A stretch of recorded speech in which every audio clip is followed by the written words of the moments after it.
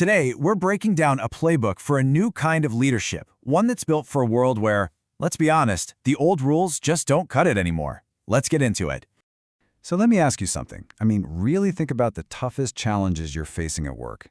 Are they the kind of thing you can solve with a quick memo? A simple technical fix? Or are they something messier? Something deeper, more complex, and frankly, more human? Yeah, I'm willing to bet it's the second one.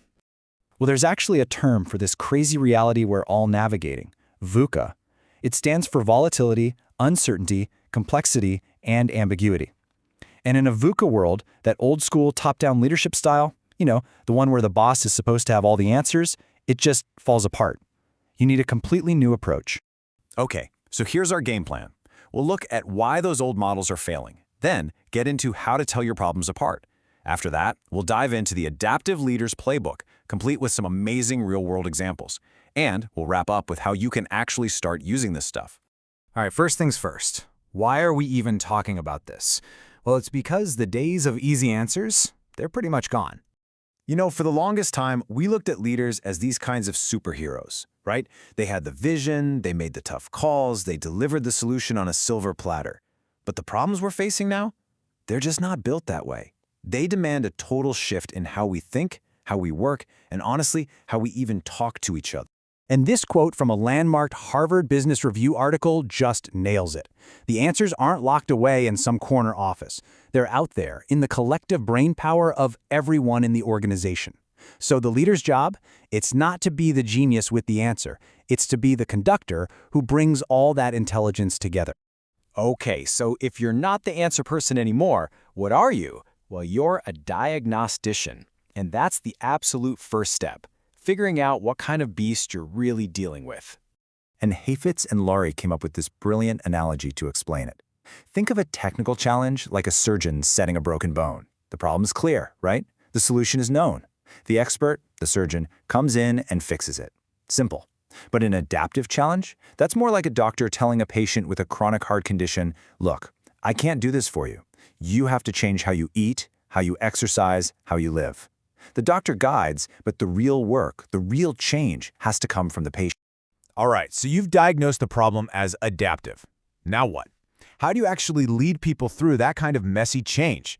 Well, that's where the playbook comes in. It's built around 6 key principles for getting your team moving.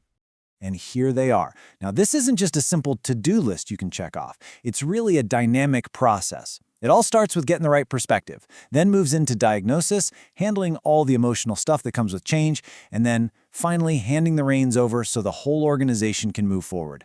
Let's break these down. Okay, principle number 1, get on the balcony. I love this metaphor. Imagine you're on a crowded, chaotic dance floor. When you're in the thick of it, all you can see are the people right next to you. It's just noise and motion. But if you step away, go up to the balcony and look down, suddenly you see the big picture. You see the patterns, who's dancing with whom, where the conflicts are. A leader has to be able to do both, be on the dance floor and get up to the balcony to see what's really happening. So from the balcony, you can do step 2, identify the real adaptive challenge. We're talking about the deep-seated beliefs and values that are being threatened. And let's be real, this process creates stress, a lot of it. That brings us to step 3, regulating that distress. Your job isn't to eliminate the tension. You actually need some of it for change to happen. Think of it like a pressure cooker. You need enough heat to cook the food, but you also need a valve to let off steam so the whole thing doesn't explode. That's your role as a leader. And the last 3 principles are all about making it happen. You have to maintain disciplined attention, keep people focused on the tough stuff, and stop them from slipping back into comfortable old habits. Then, and this is crucial, you give the work back to the people. You empower them because they're the only ones who can actually create the solution. And finally, you protect the voices from below.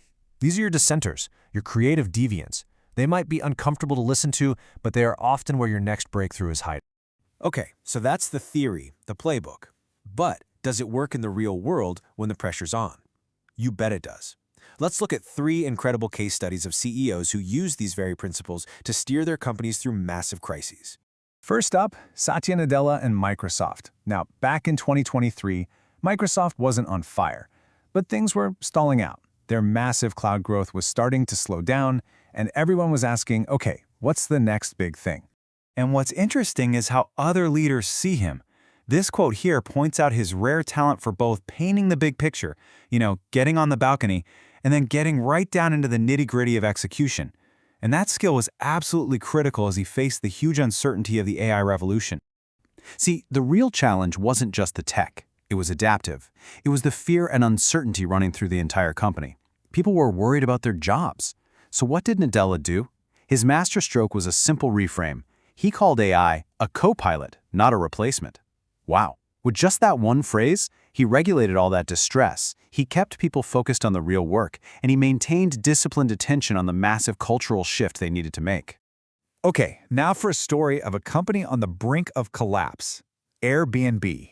When the pandemic hit, travel didn't just slow down, it stopped. Dead.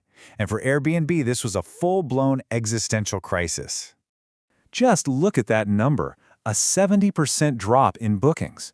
You can't just slap a software patch on a problem like that. This went to the very core of who they were as a company. It was a deeply, deeply adaptive challenge. So how did CEO Brian Chesky respond? Not by barking orders from on high. He responded with purpose. He had to make some incredibly painful layoffs, but he did it with a level of empathy and transparency that was just remarkable. And then he gave the work back to his people by relentlessly focusing them on their core mission of belonging. That single anchor point gave everyone the clarity they needed to rebuild. It's an amazing lesson that your mission isn't just some fluffy statement. In a crisis, it's your compass. And for our final case study, let's talk about Zoom. Talk about a whirlwind. They went from a useful tool to a global lifeline overnight. But then, the world started opening back up, and Zoom faced a totally different kind of adaptive challenge. How do we stay essential now? And CEO Eric Yuan's response was just a masterclass in leadership. He had to make layoffs, which is always tough. But look at how he did it.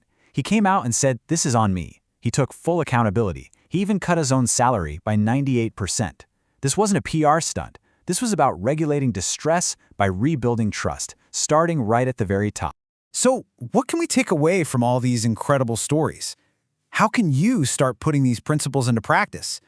Let's distill it all down into your personal adaptive toolkit. Okay, so what does this mean for you tomorrow at work? It really boils down to 4 key shifts. First, stop being just a problem solver and start being a diagnostician. Figure out what the real problem is. Second, don't just be a thermometer that reflects the room's temperature, be a thermostat that regulates it. Manage the emotional heat. Third, stop trying to be the hero who saves the day, be a facilitator who empowers your team to save themselves. And finally, just like Eric Yuan showed us, lead with your humanity. In this crazy, complex world, being transparent and accountable, that's your superpower. So I'll leave you with this one question to take back to your world. What is that one big, messy, uncomfortable challenge that everyone on your team knows is there, but nobody wants to talk about? That thing?